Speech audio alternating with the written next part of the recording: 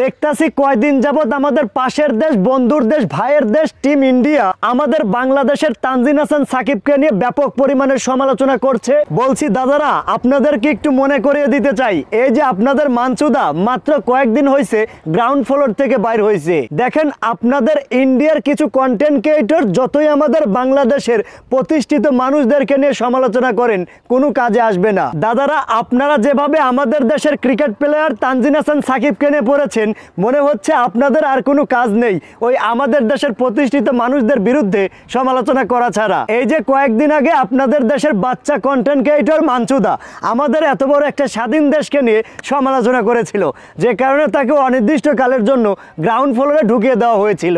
এখন আপনারা যারা একটু বাড়াবাড়ি করছেন, সেই বিষয়গুলো একটু মনে রাখেন। হ্যাঁ, আমরা মানছি যে আমাদের দেশের ফাস্ট বোলারদের মধ্যে একটু অন্যরকম বিষয় কাজ করে, কিন্তু তাই বলে তাদের এই অ্যাটিটিউড নিয়ে যে আপনারা প্রতিনিয়ত তাদেরকে নিয়ে সমালোচনা করবেন, এই রাইট কিন্তু আপনাদেরকে দেওয়া হয়নি।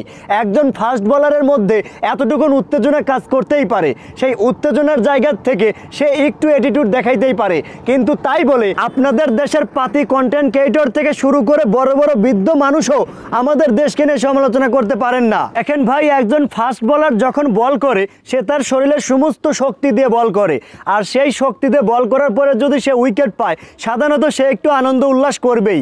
কিন্তু এই বিষয়টাকে নিয়ে আপনাদের মতো কিছু জ্ঞানশূন্য, মেধাশূন্য মানুষ সমালোচনা করবেন, এতে তো আমাদের কোনো কিছু যায় আসে না। এই যে তানজিন হাসান সাকিব আপনাদের বিরাট কোহলিকে উইকেট নিয়েছে, তারপর বোল্ডিং করে, তারপর মিডল স্টেম, তো এখানে আপনাদের বিরাট কোহলি কত বড় সিনিয়র প্লেয়ার নাকি সিনিয়র প্লেয়ার না, এটা তো দেখার বিষয় আমাদের না, বা তানজিন হাসান সাকিবের না। তানজিন হাসান সাকিব উইকেট নিয়েছে, সে আনন্দ উল্লাস করবেই।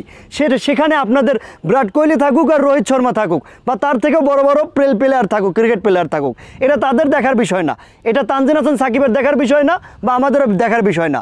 ওই বিরাট কোহলির থেকেও যদি বড় প্লেয়ার থাকতো, তারপরেও আমাদের দেশের তানজিন হাসান সাকিব এতটুকু আনন্দ করার রাইট রাখে।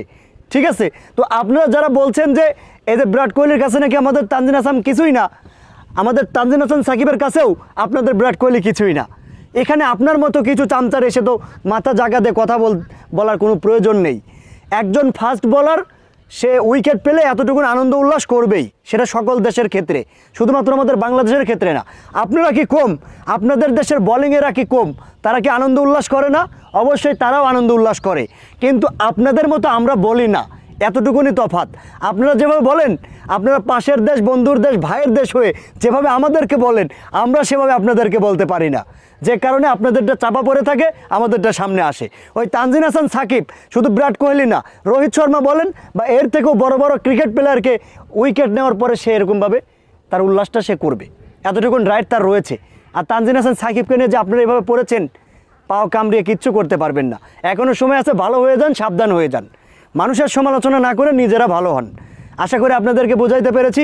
তো আজ এ পর্যন্তই, দেখা হচ্ছে আমার আগামী যে কোনো একটা গুরুত্বপূর্ণ ভিডিও নিয়ে। সে পর্যন্ত সকলে ভালো থাকবেন, সুস্থ থাকবেন, হাসিম ভাইয়ের সঙ্গে যুক্ত থাকবেন। আল্লাহ হাফিজ।